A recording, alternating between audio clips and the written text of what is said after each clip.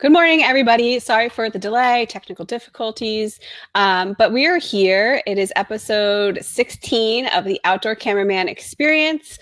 We are happy that you're watching and joining your morning with us. It's Jess DiLorenzo, that's my name, I don't even know it today, and Jake Latondras of Latondras Media Collective joining us. So we're flustered. We had a rough start here. That was like a panic attack for podcasters. Yeah. No one's on yet. Like, can you hear me now? Can you hear me now? I think we lost everyone. Yeah, that was kind of stressful. We were trying to get our guest, who we're going to introduce in a second, onto the show, and we were having technical difficulties on his end. So we finally got it worked out, and Yeah, here we're we go. good. We're good. We're laid back. It doesn't matter. That's right. This is a laid back show. Yeah, if you have problems with it, take it up with Jake. So today we have a really awesome guest, super experienced and knowledgeable, has been working in the industry a long time. The industry, his spectrum is super vast. He's been in the outdoor realm and all the way through Pepsi and just Toyota, crazy amount of clients. Yeah, you want to introduce him and then I'll elaborate on who he is, or do you want me to introduce him? Go ahead. Today we've got James Overstreet. He's been an outdoor professional photographer for a great amount of time, and his experience and his clients pretty much puts all of us to shame. Yeah, we were trying to figure out how we're going to introduce him as Mr. James Overstreet, James Overstreet, Jimbo, or just straight up J.O., which is what most people know him as, and most people call him, all of his peers. And J.O. is one of those guys. He really truly made a name for himself in the Bassmaster and the Bassmaster series, both in the open, all the events that Bassmaster hosts, but particularly with the Elite series. And he has been photographing for Bassmaster Elite since the very first event that was ever held. And he's been, as I think we'll clear this up with him when he comes on, but I think he's been with them at every event since. He is a workhorse. He's extremely talented. He's branded, he's shot photos for brands like ESPN, Chevrolet, Toyota, Geico, Costa, Delta Waterfowl, Costa Sunglasses, Ducks Unlimited. I mean, the list goes on and on and on. And when you sit down and talk to J.O., one of the things that I really like about him, and something that he and I were discussing the other night about what really stands out, is how much his peers respect him. J.O. is a very kind person. He's just an outgoing guy. He's super hilarious, which is why this show is going to be so interesting today. He's been through a lot. He's been through, he grew up basically with people like, Kevin Van Dam and the big names in the bass fishing industry. They all came up together in the Elite series. And so, that's been a big thing for him. He knows what he's doing. People, look to him as a mentor. And we're gonna talk about a lot. We're gonna talk about how he got started. We're gonna talk about how his career developed. We're gonna talk about where he is now, and we're gonna talk about the disruption in the bass fishing world, the professional bass fishing world today, and in terms of the big shakeup with the MLF and Bassmaster Elite series. So there's a lot to talk about. We just need to get J.O. on the show and let's get him on. Now that we're connected, let's get him on. Welcome, J.O. James, Mr. J.O. Thank you, Jess. Hey, Jake. What's happening? Spending your morning with us. Good morning. You look rested. Dude, I've been camping for 2 weeks. I feel pretty good. Nice. Yeah. Where are you at? I needed it. I'm in Arkansas. I'm at home for a change. But, of course, I got home and hooked up the camper and had a couple of little excursions for a couple of weeks and got rested back up, and going to finish my season soon and do some of the things that we all take photos of, hopefully. Awesome. Well, I know there's a lot of people anxious to, hear a lot about J.O. and what's behind J.O., how you got started, how you developed your career and what you see in the future. Why don't you, can you tell us a little bit about how you got started exactly? Well, I mean, if you talk about how I started, I kind of got into photography was when I was 15. I took a class in school to kind of try to get out of a harder class, and it was a photography class. And so that's kind of where I started. I mean, it's several years. I mean, well, now it's a lot of years ago for me, but I guess that was my first interest. And then I was like a yearbook photographer and that sort of thing, and learn how to.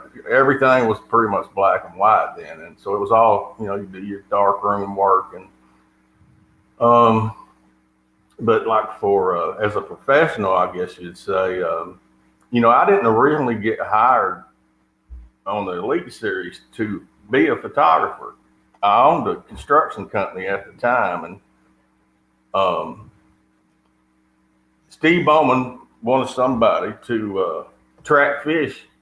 We had a segment on the show that Jerry McInnes would do on the Bassmaster television show that we would spend maybe 5 minutes on the segment of, I would go basically catch these fish. I had a fisheries biologist with me, and we'd put tracking devices in them, and I would be at each venue for 10 days. I would get there before the guys did, catch the fish, and then track them. And so we would show the history of how those fish moved, and it was kind of a study on, you know, how fish related to pressure once the tournament started, because I'd keep tracking them, you know, during the tournament too. And Jerry and I would go out with the cameraman and shoot the TV segment on Saturday, which is the third day of an Elite Series event. So that all started with the actual first Elite Series event ever was held on Lake Amistad down in Texas. And that's where I first tracked fish, and that's where I first filmed the first segment with Jerry for the show. And it's also where at the end of the first day, you know, I'm just kind of hanging out, you know, at the weigh-in, and Steve Bowman comes up to me. He was also the editor then for ESPN Outdoors. That he said, and he knew I could shoot. I mean, we were both in the newspaper business too at one time. And we were with rival newspapers. And he said, man, you think you can shoot this weigh-in? I mean, I'm not doing anything. And I said, yeah, I got it. And I always took my cameras with me and that sort of thing. So I shot the first weigh-in, the very first Elite Series ever. And I guess I've shot every one of them since. Wow. Were you the only photographer shooting that first event? No, I think Bowman was maybe shooting then, but you know, we didn't have near the crew that we did then. And you know, we would work with one or two photographers at most Elite Series events. The galleries weren't these huge 100 photo galleries and all that we do now. And you know, we just kind of grew into what you see now on the Bassmaster website. Of course, it was, you know, we had ESPN Outdoors and we had Bassmaster as part of that. So I did all the Elite Series stuff. I tracked fish. I shot the tournaments. And that first year, I did actually the first 2 years. I was, you know, we had 15 tournaments then. So just with bass alone, I was on the road for 150 days those first 2 seasons. And that was before we got into the hunting part of it, which was, you know, we started doing the ESPN Duck Trek. We had the ESPN Saltwater Series. So I pretty quickly, I had to make a decision whether I was going to do this full time, and that's what I decided to do then. And I mean, was that a difficult decision, or did you just were like, this is a great opportunity? Boom. It really wasn't. I was kind of sick of what I was doing anyway, and you know, this house I'm in, it was the last thing that I built. And once this house was finished and my wife was happy and she was good with me shutting everything else down, I just started doing it full time. That seems like a common story, you know, amongst professional photographers. It starts as a hobby and everyone loves it so much. As we know today, everyone's trying to get into it, but you love it so much when you find a way out, man, you just ultimately stick your neck out, take a chance, and jump off the cliff and go for it. And look where it's led you. So what was like going from Bassmaster? How, you know, we know you've photographed for lots of different brands. a lot of which are coattailed or connected to bass in some way. How did you meet people with other brands, and how did you build your career with these other resources? I think those were just things that I kind of took on the side as a kind of with bass. I would be offered photo shoots and different things each season, and you would get thrown these different bones from sponsors, and and they might not be people that I would have like a year-long relationship with. Some I did, and I don't want to get too deep in the weeds here, but sure, you kind of want to protect how some of that happens, to be honest with you. Sure, but, sure. I think that most of those were opportunities that I had because of what I did as my base. Like the ESPN Saltwater Series. You might have a company on the side that had a deal they wanted you to take care of for them, and yeah, I mean, so you end up doing a lot of these side deals, and I was always really careful. And I think if you want to always do these things on the up and up. You want everybody, like if you're working for like a company like I do, JM Associates or Bass or whatever, usually these are things that would come from Bowman, throwing me these bones or whatever. And they want to take care of these companies, obviously, and we need to. And I make, little side deal there, and it worked out really good for everybody. We took care of our sponsors a lot of times in that way, and then it's helped me to obviously make a living at this too. Yeah, it's all about relationships, that connections into relate, and building those connections into relationships. And like you said, hanging on to your integrity, making sure the communication is wide open with everyone involved. That way no one gets butt hurt and you're off and running. Yeah, I mean, that's how you need to do I think that's how you need to run your business. I mean, work hard, be transparent, and keep everybody happy.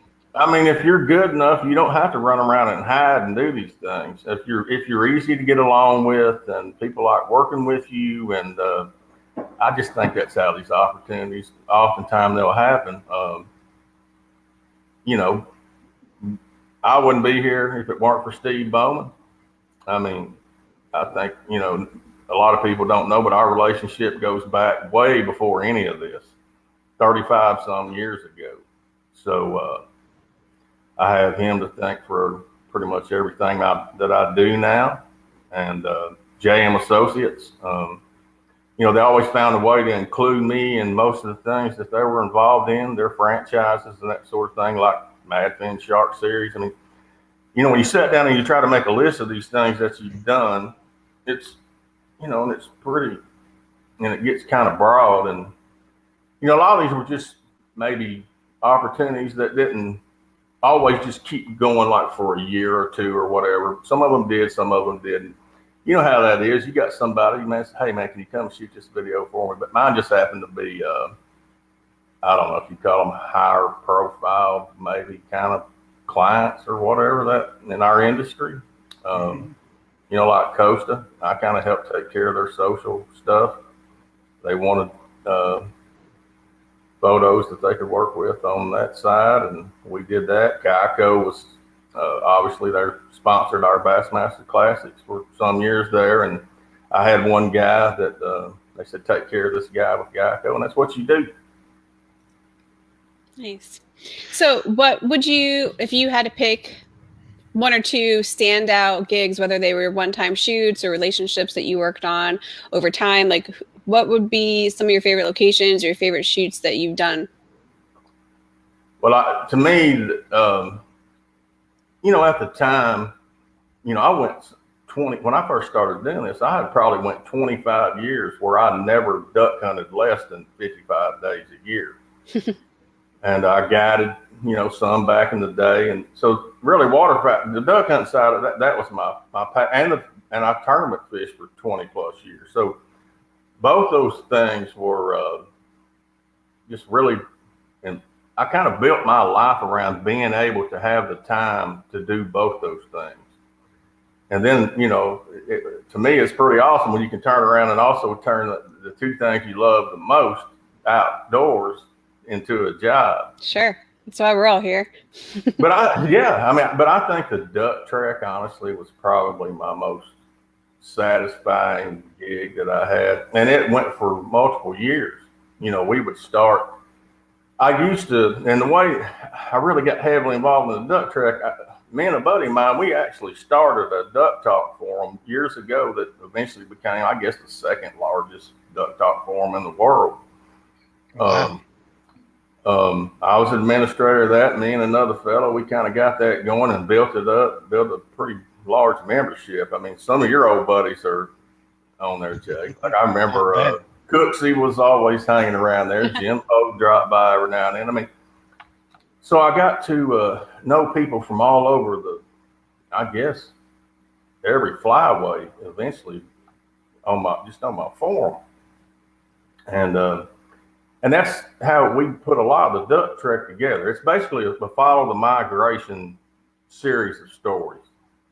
You know, we'd start, say, if we were going to do the Mississippi Flyway or whatever, we'd start in Manitoba, and then we would drive to North Dakota, and you know, we just work our way down the flyway as the different seasons open as you move farther south. So, man, I was on the road a lot, but it was such an adventure to me. It would have been anybody that loves to duck hunt. To me, I don't know of any. It was the ultimate duck hunting adventure. Look what that's turned into. Like that's what everyone does now with their whether they're doing YouTube shows or network television or whatever it is. That's what they do. That to extend their season and to get all the footage they need for shows, they go to Canada and then they follow them down. Some people follow them all the way down to Mexico or even Argentina. So, you know, it's turned into a sort of a business model for a lot of shows. Did you? What year was that Duck Trek started? I guess we started that in 2006. I want to say. Gotcha. We started it the first fall after the Elite series was finished. And you were shooting. What were you doing for Duck Trek exactly? No, I would shoot photo galleries for ESPN. It was part of our ESPN out. It was probably the main deal that we did on ESPN Outdoors during the hunting season. That was kind of it was Bowman's brainchild, and actually he and Steve Wright, still work with Steve Wright.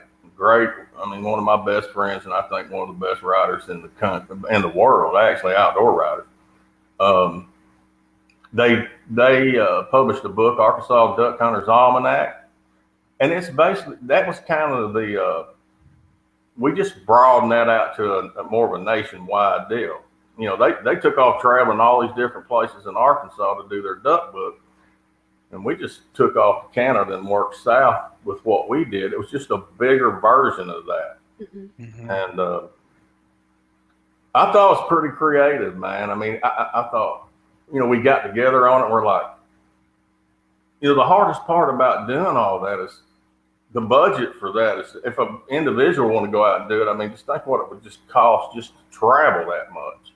Mm-hmm. So much less, but I've been going to North Dakota for 10 odd years. For instance, I started the season there even before we did the duck trek. So that, along with, you know, Bowman's one of these guys that pretty much knows everybody in the outdoor world.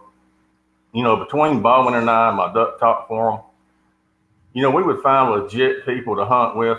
And man, I think because we had the mothership behind us, ESPN, you know, we probably gained access to a lot of properties that, quite honestly, you're just not going to, just no way to get on these places. And no doubt there's a lot of leverage with those four letters, ESPN. yeah, there is. And I mean, you're not going to go to Clay Pools Reservoir without, well, you're probably credibility. You're probably going to get beat up by Johnny Riley if you try to go there without permission to start with. But the character, or shot, or possibly hit in the back of the head with a big stick from a horse. But that guy's a trip, man. But definitely one of my, I think Bowman and that's probably our favorite place we ever visited was that just to ride around with Johnny Riley and hear the stories from Clay Pools. We should back up and really sort of introduce. I need to have Bowman on the show too. We need to back up and introduce Bowman so everyone that's not familiar with who he is or what he does understands why this led to what, you know, J.O. is talking about his career. Bowman he's a writer, he's a photographer, he was the director of ESPNOutdoors.com. Is that right? Yeah, I mean, he pretty much headed that whole thing up. And he and Shannon started the show Water Dog TV originally. Now he's the director for Bassmaster.com. Is that right? Does he take care of all the content that goes into Bassmaster.com?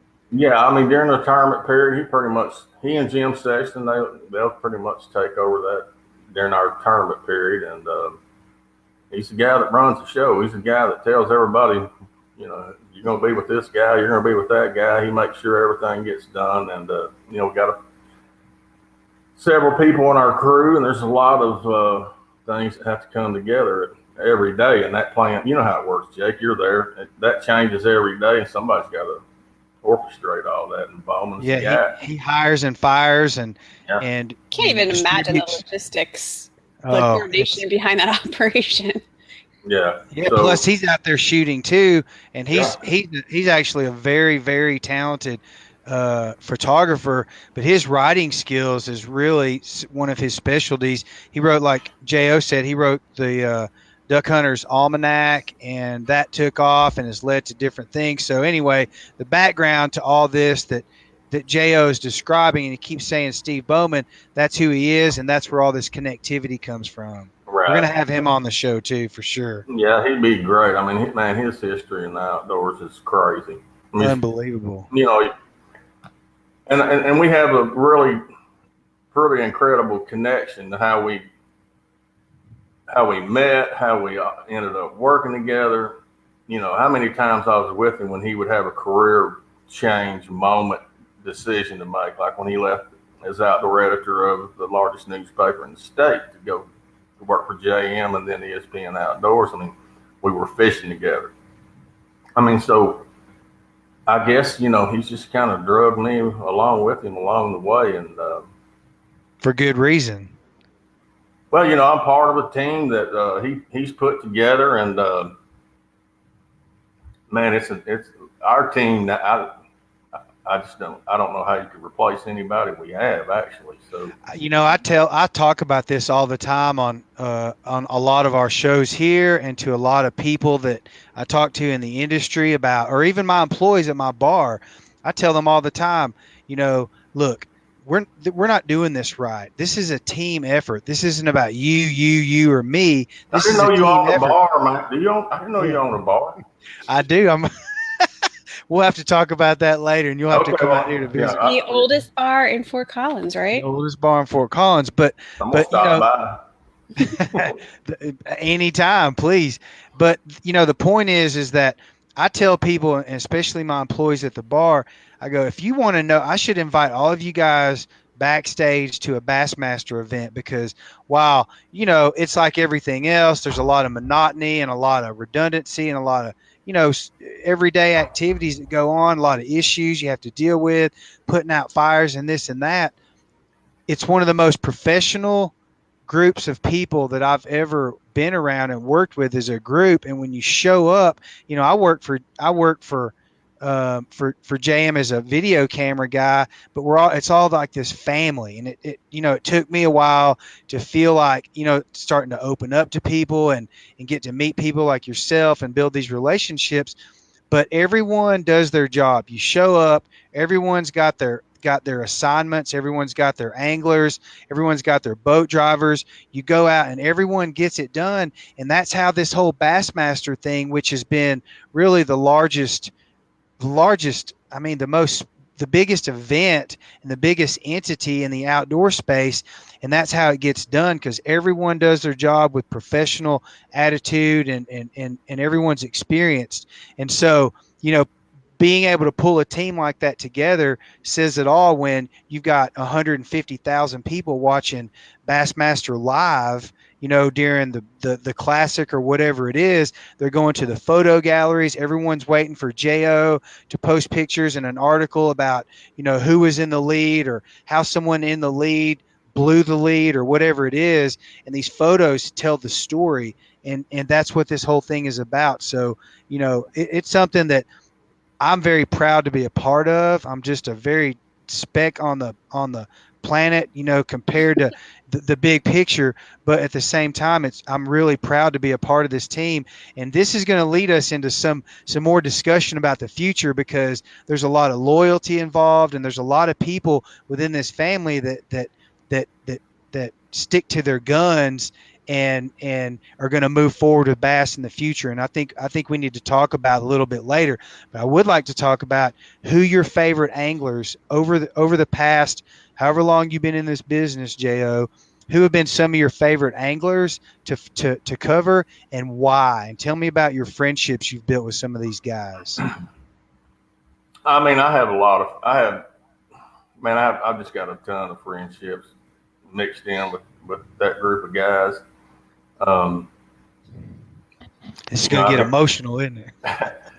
Well, I mean, I think, a lot of people that are watching probably know that a lot of those friends they're not going to be back with us next year. So, yeah, I mean, that's one of the reasons I took off and went camping. I mean, I was pissed off. I was, kind of upset about how, everything was kind of going like a lot of us were, but I'm kind of over that deal now, and I'm sure we'll talk about moving forward. But, as far as the favorite guys to shoot, this is personality aside, friendships aside.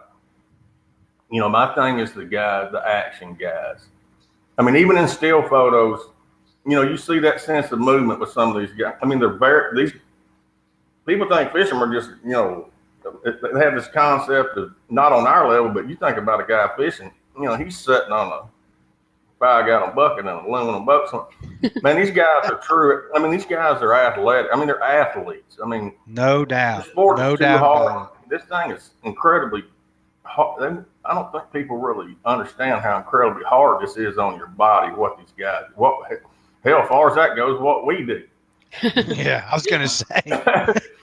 Say, the camera holder as big as I am. But they do it every day too. They're out there every single day beating it down. Yeah, and you got to remember, before we show up, they've been out there for 3 days before we get there. Exactly. So if you make it through Sunday in an Elite Series tournament, you've been on the water because these guys will go daylight to dark those 3 days of practice. And then they'll go 4 days in the tournament if they make it. So you're talking about 7 days of, number one, you're running around in a 70-mile-an-hour plus boat on some of the biggest lakes in the country. And, the wind's not your friend on those places. And these guys, they don't slow down. There's no time you don't just piddle around in your boat. I mean, we run hard, and you get just beat up.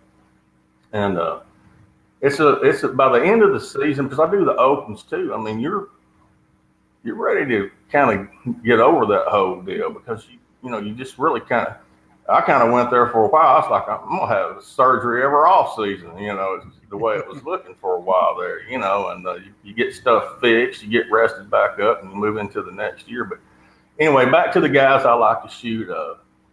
Van Dam, Iaconelli, Gerald Swindle's very. Man, they just give you a lot. Every fish get, Iaconelli, he'll be from the bow of the boat, jumping up on the motor in the back.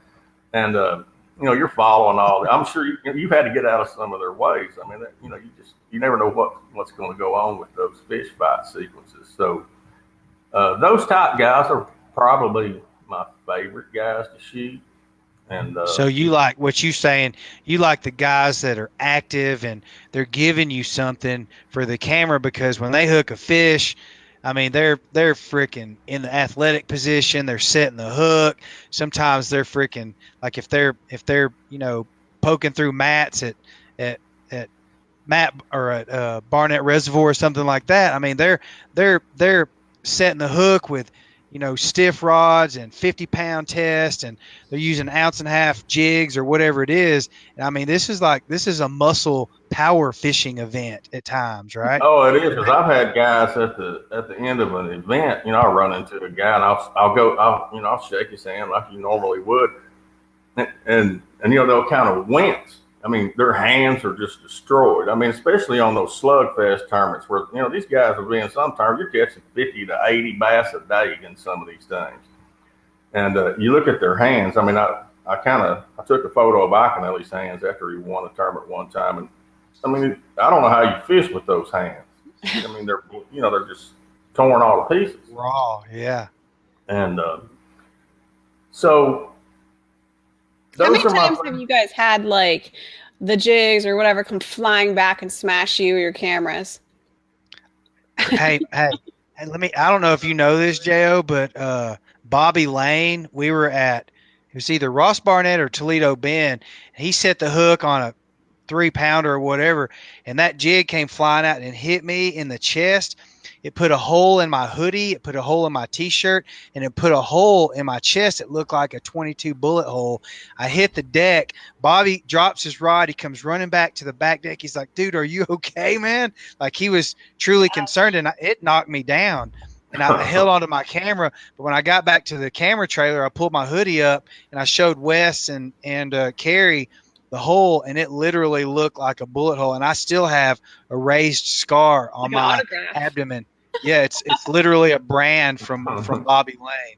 So, he's a big boy. He swings hard. You don't need to be in the way of that. But no, he's like Mark McGuire. And other than that, I mean, and I'll tell you another group of fellas that I like to shoot on the water or whatever. I like hooking up with the new guys. They're young, they're enthusiastic, they're all jacked up. They appreciate you being there. They appreciate being part of the Elite Series, or even in the Opens. There's a lot of satisfaction in working with those guys and trying to help them, give them some love and help them get their career started. Let's face it. I mean, without the platform, without the Bass platform, all the platforms that go across that are covered by the Bass umbrella, without the photographers, without the live stream, without the video, then television series, none of this would be happening. And it is a very powerful resource. And you can explain better than me because you've been doing this for so long.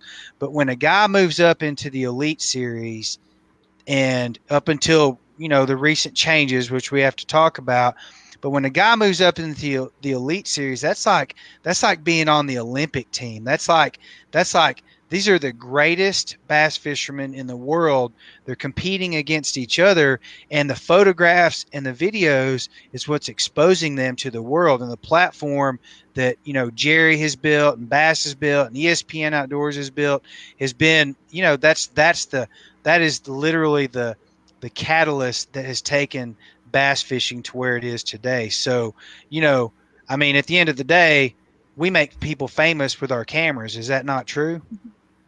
Have you guys run into any, or has Bassmasters as the organization run into anything where these anglers get so famous or so well known that they start putting limitations on how their images can use? I mean, that happens in other celebrity type realms. Has that ever occurred, or has anyone gotten kind of like too big for their britches? No.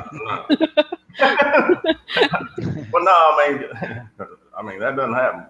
No. So I'm assuming that Bassmasters probably has they've got the hold on the what's being put out, but I'll just put it this way. I mean, that's part of the gig. When you get to this level, I mean, we're going to be there. And that's our job. Their job is to catch fish and do what they do. But they know when they get to this level that and then it can be a circus at times. I mean, let's just be real about it, Jake. I mean, you try not to get in the way, and you try not to affect the playing field, that sort of thing. Jake's in the boat with them. I'm in my camera boat over here, 50 yards away or whatever. You try to stay out of the guy's water. But no, I mean, they're actually pretty good about the difference is now is we have all this. We have fast track. We have locations on everybody. We know we can go straight to a guy. But man, back in the day, we didn't have any of that. Mm-hmm. And so what I would have to do was get with the guy early in the morning, say, where are you going to start? You know, if you move, where you think you'll move, and then, you know, maybe then you had some of that hesitation against, well, you know, I'm kind of doing this thing. I'll tell you a real quick story about a guy. And most of the time, don't get me wrong, these guys are completely cooperative about it. And as we grew into it, I never had a guy not tell me where he was going to be, for instance. But now early on, of course, I'm not established at this point. You know, you kind of get a trust factor built up in this whole thing. Number one, the best thing you can do is learn how to keep your mouth shut. You know, you don't want what's going on out on the water sometimes getting back onto the bank, so to speak. But I had a guy one time kind of bucked me a little bit one morning that really didn't want to tell me where he was going to be. Guys lead the tournament, and I'm like, and to be honest with you, it kind of hacked me off a little bit at the time. And I'm like, I just kind of said, look, I'm gonna find you. You know, I will find you. And I mean, it really doesn't matter how big the body of the water is. I promise you, photograph you. I will find you today. And, it's landlocked. One way or another, it's landlocked. Yeah, even Lake Erie's, well, kind of sort of landlocked. But what was funny about that? Well, he said, "Oh no, you're not going to find me." I said, "Yeah, I'll find you." And so they take off. They go. You know, everybody has its top 12. They all have their different ways or whatever. And about 15 minutes later, I find this guy when I pop up in that dang helicopter back there where he's at. I left the launch and got in the helicopter. I'm looking down at him, I'm pointing. I told you I'd find you, man. Oh my gosh. So nice. You pulled the big gun out. Yeah, he's kind of waving up, trying to wave me off. I'm up there. You Jack Ryan'd him. I'm up there laughing at him.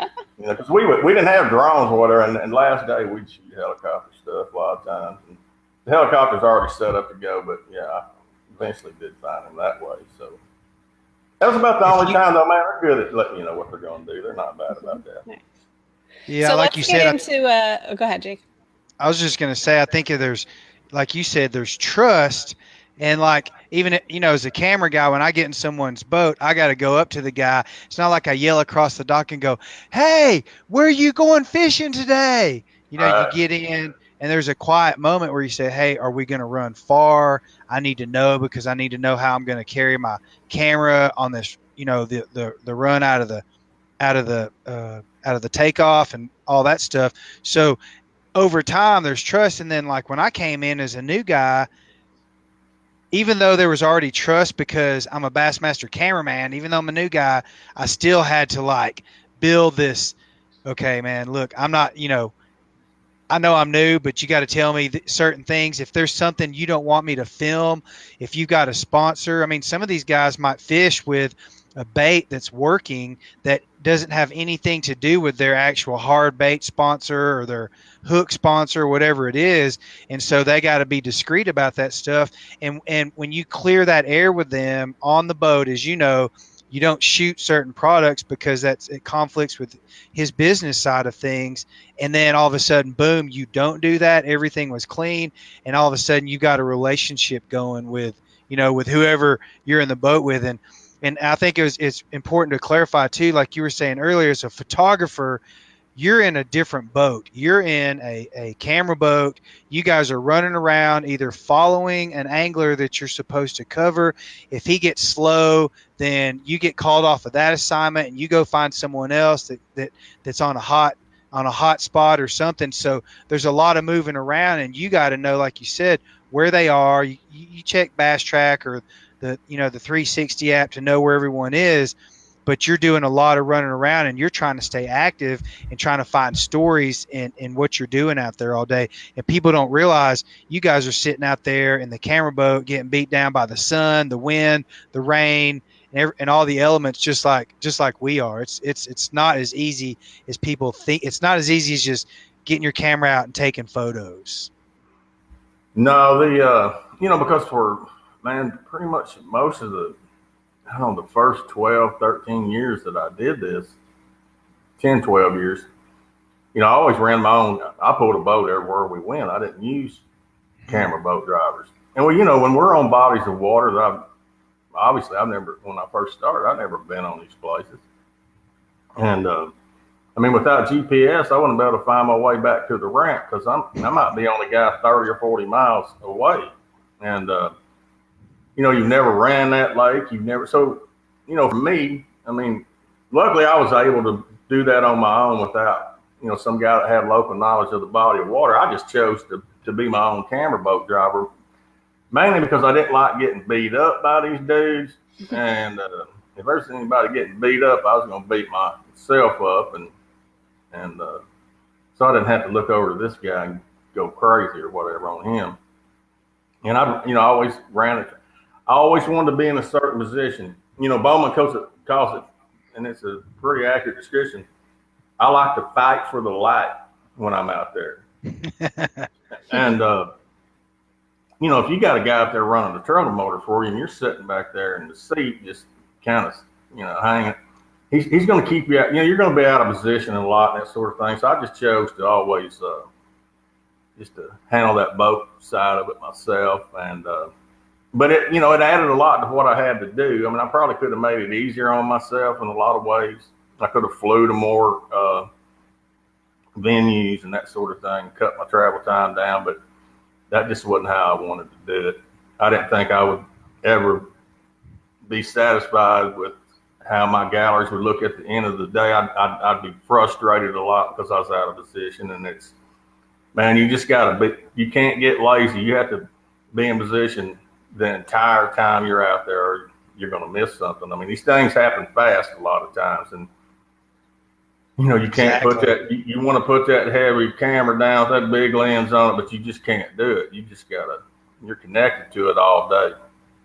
So we should describe that too. I'm sorry, Jess, but so when you're in the camera boat, you're trying to get the light. You're chasing the light. The guy may be on the opposite side of the boat where he's fishing because he's fishing a ledge or some cover or whatever that's on the opposite side. You can't get around him, or you have to know the terrain. You have to know the brake lines and what exactly he's fishing as far as structure goes, because you guys can't get in his way either. I see it all the time. The guy like waving the camera boat off because he's moving down this edge and it might run for a quarter of a mile or whatever it is. So there's communication going on. And again, every time you pull up or Bowman pulls up or Geddes or Thomas Allen, whoever it is shooting photos, you guys know all the anglers on a friendly first name basis. And it's really interesting how they might even just give you a hand signal and you already know what they're thinking. So you back off, or you tell your boat driver to back off if you're not running the boat. And it's this symbiotic relationship to get this job done. Is that not right? Yeah, a lot of times what'll happen, if you got a lot of spectator boats, like let's say at the Bassmaster Classic, you'll have guys that'll have 100 spectator boats following around. It's complete zoo.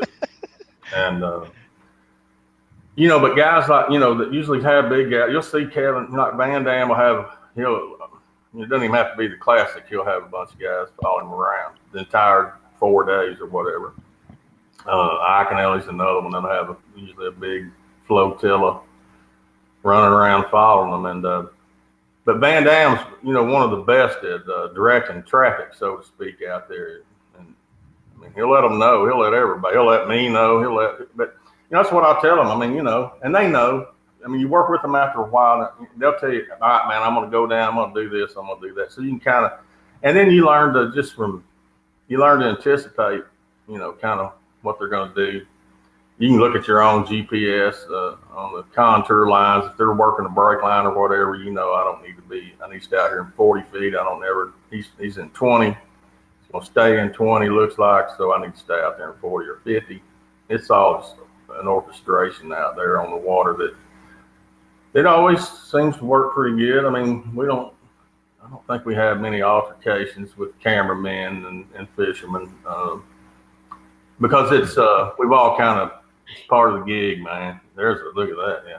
Look at that way. that's kind of boat quake that'll hurt you right there, man. That reminds me of the St. Lawrence event. No, that's where that was taken. Yeah. I got you. Yeah, that was weird. Yeah, that was. When you're out there with the ships, cargo ships. Yeah, ocean-going vessels they're not the friends of a bass boat. No, apparently you got to stay ahead of them. We are faster than them. That's the only thing we got going for us. So before we start chatting about the upheaval, we have a question for you from somebody watching, one of our viewers. Joe wants to know what you put in your bag on a typical day, whether you're maybe not necessarily just shooting for Bassmaster, but any particular gig. What are some of your go-to pieces of equipment? If I'm for Bassmaster, for instance, usually I'm shooting everything with 300 millimeter. There's a working distance there. That focal length gives you about a really comfortable distance away from your guy, where you're still pretty much. You may not be full frame, but you're close enough to do your work with the 300. I have 16 by 35. Man, there's some of these dudes, if they're running down a bank and they're fishing right up against the bank, that I'll get right in their hip pocket, so to speak, with a 16 by 35 and just kind of troll along directly beside them. Mm-hmm. And then, if you back out a little bit, I'll get, I'll use my 70 by 200 or whatever. But most of the time, the workhorse, I guess, for most of us out there is a 300 millimeter. That just seems to be a comfortable focal length for the distance that you got to have to where everybody's kind of good with it. But I always pretty much carry those lenses. I got some other little niche lenses that I carry, fisheye, and I actually got the new version 2 of the 100 by 400 because everybody kept talking about how cool this lens was. The bird guys really, who's the big bird guy? Art Wolf. He was real big on that lens. So I'm playing around with it a little bit. I'm pretty basic. I'm not a big gear guy. I don't have to have the latest and greatest. Mm-hmm. I pretty much tend to, because man, I'm so hard on my stuff. My stuff is just junk by the time I'm done with it, because everything I do is hard on everything that I carry. You use it. I've seen your interviews where you tell people not to buy your used gear. No, I'm probably a guy that is giving away as much camera gear as anybody that you probably know. I don't even try to sell it. There you go. Everybody asking me when I'm going to sell my gear. Go follow James. He'll give it to you. Right. I get, they come out with a new generation camera bodies. I don't necessarily run out there and buy it right away, but eventually my old stuff's going to wear out. I'm gonna burn something, or I'm just gonna get tired. I said, okay, I'm gonna go ahead and move up to the new stuff, and I'll just hand it off to somebody. But here you go, man. Have a big time. And but I'm not a big gear guy. I'm just really not. I look at them as tools. I try to cover the different focal lengths. When you're in the boat or closer to the anglers, are you utilizing any type of flash for the crazy amounts of sun and the midday light that you're hitting? Are you using anything like that, or just chasing light and getting where you want to go? I don't even carry a flash. I'm probably one of the few guys that's a pro shooter that doesn't have. I don't even have a flash in my bag anymore, in my Pelican case. I just don't use it. I'm a straight up ambient light guy, and I'm gonna work with it. I'll just keep cranking the ISO up until I'm in a happy place, and then let it eat. Me and Flash just don't get along from that. I just don't like that harsh, hot spot look. I don't know. I'm just a strictly outdoor ambient light guy, and I wanted to. I try to make it look like it is. Used to when I first started, man, I try to make all my photos look like early morning. It's early morning, man. You don't have to take it into Photoshop and make it look like, you don't want it to look like it's high noon. I try to brighten it all up and just, man, it's just kind of too, but it's what it looked. I finally got satisfied with, to the point of letting things look like they look and not try to manipulate them so much to the point that it was obvious that I had to cook them. And that's just the way I process. That's the way I shoot. and I guess it's worked for me.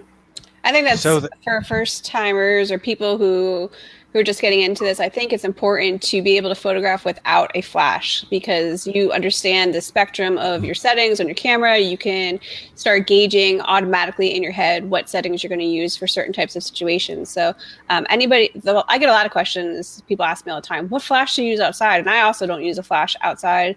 For almost 99% of everything. So I think it's important that if you have a flash, learn to shoot the photos without it first, because that's the more important aspect. You know what I have started doing? You know, the morning launches, it's dark. You know, it's dark outside. And you got to find the light, find the reflections, find the halos behind your subjects, That's right. There's LED, there's camera video camera guys running around with LED bat lights on, like that's what we run. So you know, when we're shooting a video, like an interview, a pregame interview or whatever it is, then you know, you and Sago and the other photographers are coming in utilizing the light that we're providing with our cameras, be it from a distance or close up. And I think, you know, again, it's all very symbiotic. And the systematic approach to all this is that when Jo gets up, he goes down to the boat ramp and he's got his camera out because he starts shooting. The guys are backing their boats down into the water. I mean, the event starts before the event starts. There's a crowd, there's lights, there's music, there's all kinds of stuff, flags flying, interesting things, purple, blue, red, and green lights, you know, all over the place. And it's actually really cool when you look at it, because it looks like this freaking Super Bowl event or whatever it is, almost at every time. So they go from the dock, from the ramp to the dock, then they're in, you know, anglers' faces shooting with wide angle stuff, and then they progress as the sun comes up, takeoff occurs, and you just keep switching gear and switching goals because each phase of the morning turns into something different, right? It tells the story. Yeah, that's right. I mean, you know, we want to show this thing from start to finish, and the takeoff is a huge part of that. It's an event. You know, you got the music's going, the light, and luckily for me, you know, I say I don't use a flash. I carry an LED light around. I might use that. You know, shoot one hand. I got my LED light over here. I'm shooting like this, and so I have started doing more of that. But you know, usually we have I prefer the LEDs as an external light source, just because you have control over it. You can soften it. You can change the direction of wherever it's coming. I prefer that way more than an external and our camera external flash. It's so predictable too, and that's what the more predictable you can make things with your settings.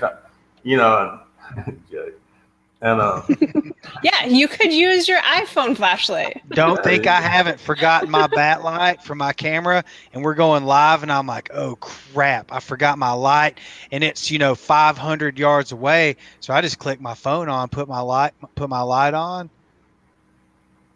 and use that as my light. Yeah. You know, you don't need a lot. I mean, you just. And I do, you know, like early in the morning before, I might shoot some stuff off the tripod, some slow shutter speed stuff. But other than that, I let that thing go. And we have a lot of cool, but you know, now the boats, they have all these lights. So, I mean, that's actually my favorite gallery to shoot is the morning launch. I think it's the hardest thing to shoot. And maybe now I think it satisfies me more that it's always it's up again. I can make that thing look different almost every day. Mm-hmm. I kind of go at it. I mean, let's face it, man. Once you do this for so many years, it's hard to get creative after you've done 500 launches or whatever. So, but you're constantly looking for stories and little things. That's right. You're looking for details going on, and what, like if somebody's got a flat tire, or if they accidentally dump their boat off their trailer onto the pavement. Whoops. That did happen. It did. That's why I mean, there's stories. You're ultimately a journalist, you know, with your galleries, and that's what you're trying to do is develop stories and be different, so that your gallery and your stories, you know, don't all look the same. So I mean, with the change up in bass, there should be some new stories to follow. What do you think? Let's talk about that. Let's get into that because I know that's a big conversation you guys want to have. Oh yeah, let's have it. Yeah. So I spent 2 weeks trying to get over this, but let's do it anyway. let's segue into, because we know the outcome of this. You know, the ultimate outcome, particularly for us as part of this whole scene and what's the new changes coming about. At the end of the day, it doesn't matter what happened, because what really matters is what we're going to do in the future and how we're going to, you know, move forward with this. Because let me back up. If for those of you that don't know, Major League Fishing, the MLF, has started. You know, they started a show built for TV. What, 8 or 9 years ago? Gary Klein and Boyd Duckett started this, and over time, they've had this television program that's formatted very differently. It's all catch and release. Every fish counts. It's got 4 quarters. There's a referee. There's a scale. It's a very different format. And so this thing became successful over time. And, you know, invitations went out to professional anglers in the Bassmaster world. And I'm not going to be rude about this, and I'm not going to call people out, but I'm also not going to, you know, sugarcoat this either, because it is what it is. And so, you know, anglers began fishing in the Major League Fishing event for television, and things started overlapping. And all of a sudden, after the Angler of the Year event this year down in Georgia, Major League Fishing, who coupled with some very big players in the outdoor world, Mr. Cronky and Mr. Morris, who own the Outdoor Sportsman's Group, the Colorado Avalanche, Denver Nuggets, the San Diego Rams, and of course everyone knows Johnny Morris. He owns Bass Pro Shops. They merged to develop a new tournament series called the MLF. And it, again, has a new format. They sent out invitations to all the best anglers in the world, and a great number of those guys, not all of them, there were some guys that stuck to their guns, but for the most part, 80 of the best anglers in the world jumped ship on their platform, either the FLW or, more importantly, I say that tongue in cheek, from Bassmaster Elite over to MLF. So now everything is like crazy, and it has been for a couple weeks. Like J.O. said, he had to go camping to freaking swallow that pill. And there was a lot of people upset. There's a lot of people that, you know, I'm starting to look at this like, okay, this is going to grow the sport. The only way we can move forward with this is to move forward with it, take what we've got, figure out how this is going to look, and then boom, do our jobs and continue the Bassmaster, you know, tradition as it always has been. What is your outlook on all this, J.O.? Can I ask you that? Well, after, you know, kind of getting, you know, I got pretty deep in the weeds on this whole thing. You know, you go back to the friendship things. I had conversations with a lot of guys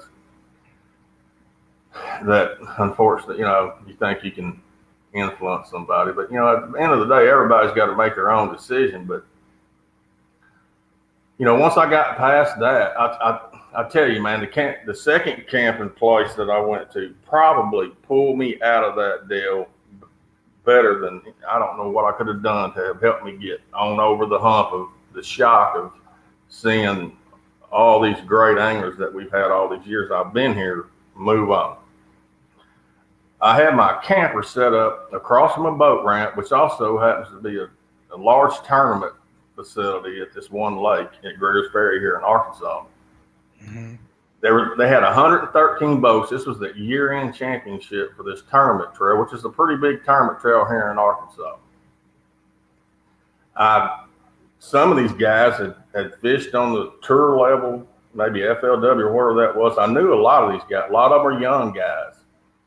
And because I was so close to the ramp, and this is a really small town, and I even had a lot of them camping in the same campground I was in. So, you know, when they were working on tackle and all, you know, I kind of eased down the road a little bit, and I'd say, hey, you know, and you get into these conversations with these guys. And man, some of these guys are some hammers. I mean, the thing about bass is that we have a series of tournaments called the Opens.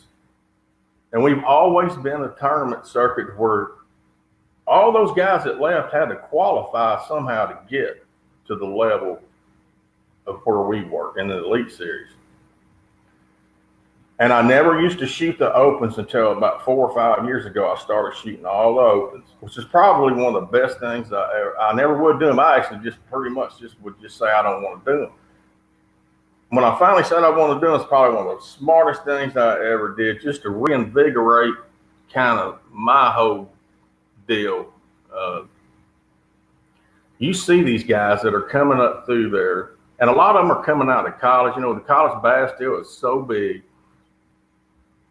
If you look at the Elite Series in the past few years, some of our, I guess you'd call them biggest stars, I mean, they're getting beat by these young guys now.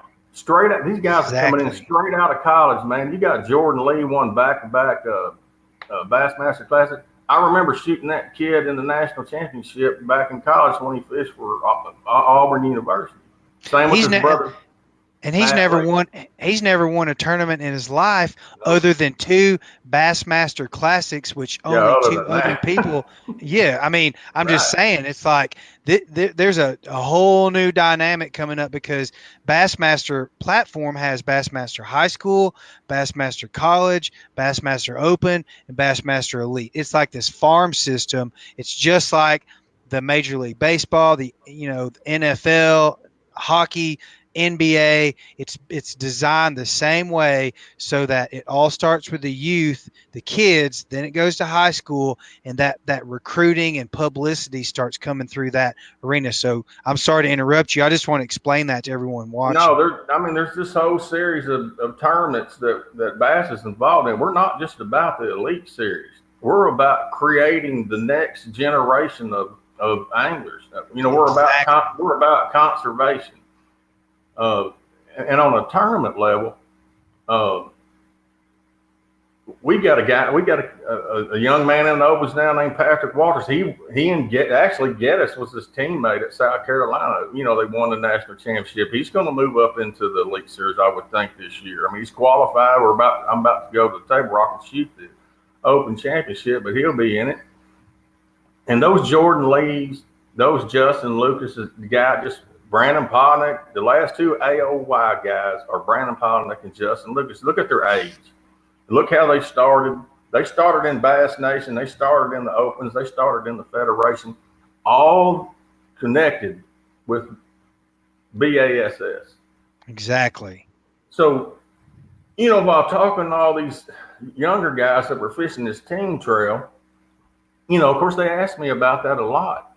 They actually... I think there's a huge group of young anglers, up-and-comers. They look at this as absolutely one of the greatest opportunities that they could have. Amen. And, everybody that's been into the Elite Series, they got there from somewhere. And they got there from where I'm going next week at Table Rock. I'm going to be looking at 24 guys. You never know who's going to come out of that group of guys that's going to be. If they can fish good enough, if they put the work in hard enough, I'm going to take a photo. I'm going to take photos. You're going to shoot video. We're going to write stories. We're going to have new champions. We're going to develop new great tournament fishermen on the highest level, like we always have. We haven't lost that ability. Our team, our video team, our website staff, we're more than equipped to make these guys the next new stars in fishing, because we have the recipe. We have we have a recipe that's based on 50 years. And the roots. We have roots that go deep into this, that go all the way to the bottom. I was so bummed when this, and I actually put up 2 or 3 different Facebook, Instagram posts about my reaction to this.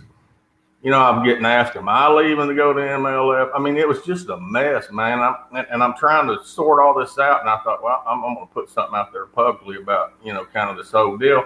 And the first 2, I ended up deleting. I think I was still a little bit bitter at the time, and I think maybe I need to kind of. And I think this last one that I put pretty much explains it, man. At least from my standpoint,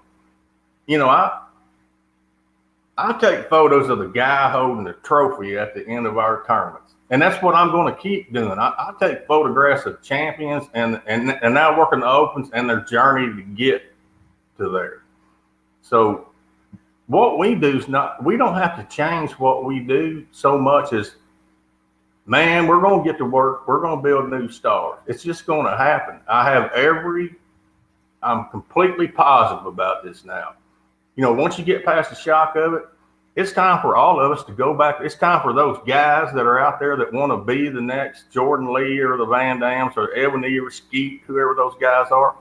You know, you start looking at the number of times that guys win. Van Dam's won 25. You got to get down to Evan Evers at 11. And then it starts dropping way off as far as the number of wins these guys have had over their entire career. Well, who's to say Jordan Lee, obviously he's a superstar. Of course, he won 2 Bassmaster classes. But if you put a guy on live, people like him. I remember we put Brock Mosley on live. We really I didn't know Brock other than from the Open, so I talked to him just a little bit. You know, people love that guy. Look what Seth Fighter did up at Mille Lacs. Nobody knew who Seth Fighter was. We put that dude on live, man. I mean, he's got his own little personality, Nick. He's staying with us. I mean, it can happen really fast. We can turn these guys up really fast and get them out there, get them exposed, and we can help build their career, and we just keep on moving like we always have. And I've got I promise you that we can completely rebuild these name guys, make new stars, and just move on. Let them do what they're going to do, and we're going to keep doing what we've always done. And I'm actually excited about it, Jo, because like you said, man, let's take the guys that stuck around like Seth Fighter, Drew Benton, was it Jamie? To help me out here, who stayed from the Elite? A lot of rookies, like the past few rookies of the year. Jamie Hartman, Drew Benton, they stuck around, and while they're going to have to work really hard to elevate themselves now, they have an opportunity to become those megastars, like the megastars that were in Bass Elite that moved on. And like you said, these new guys coming up from wherever they do, the Open, or if some guys qualify through the FLW or whatever it is, all of a sudden, you know, they have this huge opportunity to bring in their sponsors. It's like almost a clean slate. And there's some excitement in the air when you really think about that and what this is going to be. Like Bassmaster is going to go away. That's not going to happen. It's just going to continue to build. And I truly believe that what they've done over at MLF, now that I've had time to absorb it and think about it and listen to all the testimonials and announcements and explanations as to how the MLF is going to go, it looks to me like it is going to grow the sport, and there's going to be different formats and things are going to go different directions. But eventually, I believe one day down the road, it's all going to come back together, and it's going to turn this into an even bigger situation than it already is. Well, those guys that went to MLF, they're there for 3 years. That's what they signed up for. I'm just telling you. What are they going to do? What are they going to do if they don't qualify for the next round? Right. What, you know, I mean, there are consequences to their decisions, and not all of them, you know, I'm sure you got, I mean, I'd love to have been a fly on the wall in your house when you had some conversations with the anglers that you know, and some of the few that I did as well were like, these guys were torn. There was a very difficult decision for them to leave because their loyalty, really a lot of their loyalties stand with Bass, but they also had to make a decision based on the future, what they thought was best for their family. So they had to jump. But, you know, some of those decisions are going to be consequential in a negative way because they may or may not stand tall in that new platform that they jumped over to. And then what do they do? Well, you know, my whole deal is while they spend their 3 years that they're locked into over there, my focus now is on how much we're going to be doing in the next 3 years while they're over there serving their time. And like a sentence. which, you know, but I don't think if anybody that I talk to in the opens, these young guys at these tournaments, I don't think, let there be no doubt about how we're going to approach this thing. They have no idea how hard we're going to make these guys that are going to be coming. It's going to happen. We got the recipes, 100%. we got the talent to do. We're going to jumpstart their career as soon as they display just a little bit of talent. We're going to make sure that everybody in the bass fishing world knows who these guys are. You can count on that will happen. And from a loyalty standpoint, the guys that stay with us, I think we all learned a little bit. We're going to take care of our own. And I think they just do their, they're going to do their thing. And we're going to keep doing ours, which is a proven way to do things. And if there's buyer's remorse over there, then I guess they just have to jump back in the opens and requalify, just like all these new guys we're going to invite. I mean, that's just how this works. That's just how it works. You got to earn your way back in. You got to earn your way in. And there's a way to do it. There's a right way to do it. And I think we have the right way to do it. I mean, it sounds like ultimately the change is going to be more positive than negative, because everyone's going to have to work a little harder and do their best. And I mean, like you said, it's going to be reinvigorating for those who are still in their original platform. So well, and I think our entire media team is staying together. Nobody bailed. Nobody's leaving. The loyalty's there. The work ethic's there with the guys we have. We ain't scared. Should be good. It's a family. We'll make it happen. I mean, it's going to. I'm pumped. I'm really excited about it, J.O. We know it kind of reinvigorates me. I mean, I've been doing this so long, man. I said, well, I'm going to go out and shoot this guy today or that guy today. It's the oath I've done 100 times with this guy. I've always made it a habit through the years. Usually at the first angler meeting, I try to at least have a short conversation early on with the new guys. I always have. I said, man, you let them know that if they need anything for their social media, I mean, just, you try to help them, give them what they need. Give them your phone number, let them know how they can contact you. You try to develop, I think we develop a lot of relationships with our guys, and that's only going to be, I think we're going to even do more of that. I mean, we've learned a lot of lessons over this. Let's don't sugarcoat it. There were some lessons that needed to be learned. And, sure. I talk to everybody on every level with bass.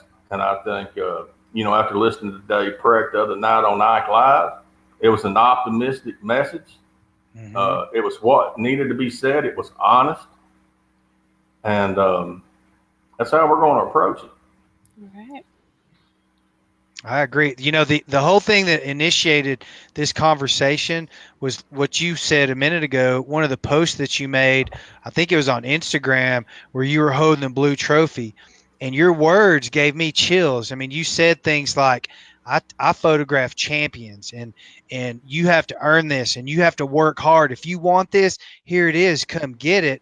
And when I read through your copy on that post, man, it sent chills. And I'm like, okay, I'm gonna text J.O. right now and see if he'll come on our show, because that's totally what inspired this conversation. So it was very powerful.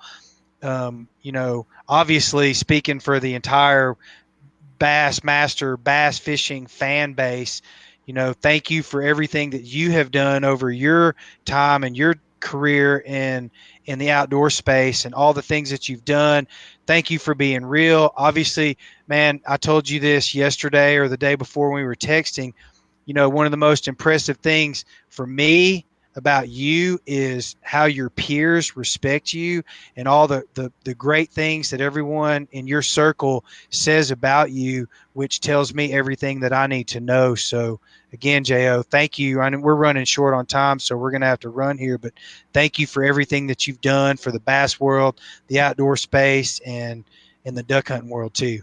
And from Outdoor Cameraman Experience, from all of us, the two of us, thank you for sharing your morning with us. And it was awesome getting to chat with you and getting some behind the scenes on your photography and your history and your background. So thanks for spending your morning here. Thank you. Thank you so much for having me. I appreciate it. We're waiting on you guys. We're going to document your rise. Come on, let's do it. Let's do it. So thanks, where can everybody else, aside from all of the Bassmaster portfolios and work that you've done, where else can people follow your work, or you have a website you want to share? I'd say, man, I'm not that. I haven't been on Instagram very long, couple of years, whatever. I think Instagram is probably that's a photo heavy deal. Follow me on Instagram, Outdoor Shooter. Follow me on Facebook. I don't have one of those fan pages because I never did want to go that route. I didn't think it was interactive. So, but you can follow me on Facebook.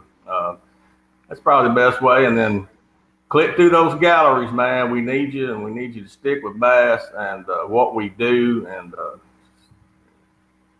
it's going to be a good season coming up. And Jake and I will be out there, and we're going to make this thing happen. We're going to pull it out, and ain't nothing to it. We can do it. We're going to rock it. We got this, bro. Amen. Amen, buddy. We're all over it. Well, thank you, J.O. James and J.O. Mr. J.O., thanks for being on the show. And hopefully we'll have you back sometime. We can talk about everything and how everything settles in the future. I know. It went really fast. So I appreciate that. Thank you very much for having me. All right. Have a good one. Thanks, brother. All right. We could have talked to him for hours. Yes. I always find it so interesting when we have guests on that you shared either like workspace with, or you have some sort of like long-standing relationship with, because it's fun and it's like storytelling time. Like I really enjoy it. Well, I think, I definitely consider myself to be lucky to be even in the same space as these guys, much less on the same set or on the same gig. And, these guys bring a lot to the table. We've talked to a lot of these people that have been in the industry for 20, 30, 40 years, and they have paved the way. And, our viewers we have a lot of young viewers that watch because they want to gain information. They're trying to get into the industry, and they want to know how, he did it, she did it, or we did it, so they can do it as well. And J.O. and, all the guests that we have, that's why we do what we do. That's why we call ourselves the Outdoor Cameraman Experience, because we want to share those things. And yeah, there are certain things that are, proprietary or secretive. It's taken, there are things that you just don't share because it's taken you 20 years to figure out. But at the end of the day, it all comes down to basics and fundamentals and building relationships with the people that you start out with. You stay loyal, keep your integrity high, and eventually you just make your way to the top like J.O. did. J.O. is one of the most legendary bass fishing content, photographers and editorial photographers that has walked the planet. So, I'm honored that he came on, and I thought that was a great conversation. Definitely. Well, I think we should say bye. We were running over. We had a good show today. We have a guest on next week. We will promote. Make sure you guys catch the download if you didn't catch it all live at youtube.com/Outdoor Cameraman Experience. Interact with us, leave your comments, and we will see you guys next time. Bye, Jess. Bye.